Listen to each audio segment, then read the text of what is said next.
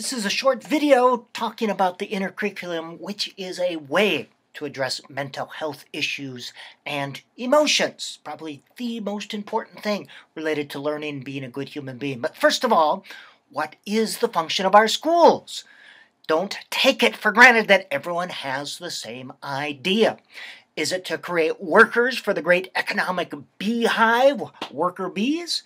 Or, as I think, and as a humanist perspective and a holistic perspective, it is to create a better society, one student at a time. We can change the world, one kid at a time. We have tremendous power as teachers and as human beings living on the good planet Earth. So, from a humanistic perspective and a holistic, the whole child, the function of our schools is to help each student discover his or her talent and reach his or her full potential.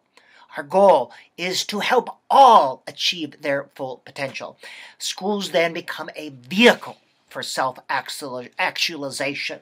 And that term is being able to accept and express one's inner core. This is who I am. I accept it. Begin to actualize those capacities and potentialities found there. Put another way, 4 tasks to discover who you are and understand and be okay with who you are.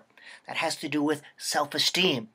To express one's inner core, both artistically express, but be able to express, understand, and express emotional issues. Find one's passion or bliss, what brings you joy, and to act on it. And to discover one's strengths or particular talents and learn how to use them. People who are outstanding in their fields aren't people who have no weaknesses. They are those who have discovered their strengths and use their strengths to compensate their weaknesses. Why the inner curriculum? It's a proactive way to address mental health issues. Why wait until something tragic happens to call in the mental health experts? Why not address mental health issues, social issues, emotional issues proactively? Now, psychology. Psyche is the soul. Ology is study of. Psychology is study of the soul or the psyche. Why?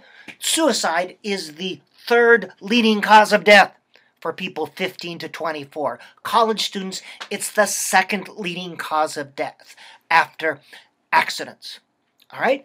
The inner curriculum, to help you understand one's unconscious. That makes it less likely that you are controlled by unconscious forces. And to educate, we educate the whole person, not just the brains. To educe means to draw forth the full potential. So what is it?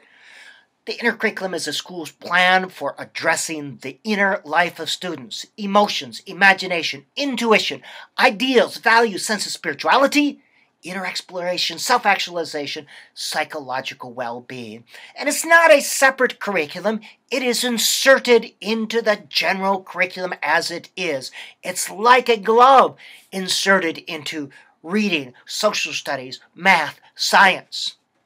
8 attributes of inner curriculum activities. They are open-ended. They don't ask students to come to a predetermined conclusion. They are meaningful. They connect with students' lives. They don't hold information in isolation, rote learning. Meaningful versus measurable. You can have both, but too often in education today, we strive for only that which can be measured by standardized exams. If it can't be tested, it doesn't exist.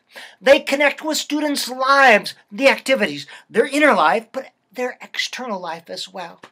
They promote an understanding of self, social, emotional, intuitive, creative self. They promote a greater understanding of others. When I write and share my writing, hear the writing of others, I understand others. When I'm reading books about other people going through similar situations, I understand. They allow students to share their ideas with others. This is what I think. They recognize multiple ways to demonstrate learning or knowing. Instead of just a report or an exam, you might use poetry to demonstrate your learning in a science class. Now, there's a radical idea. And they recognize and attend to the spiritual element in each child. Don't be afraid of that term.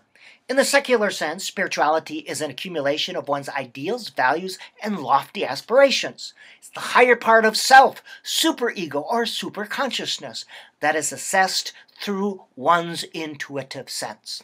Or a sacred sense. Spirituality can be seen in the sacred sense as the part of oneself connected to something beyond self, which is of a numinous origin.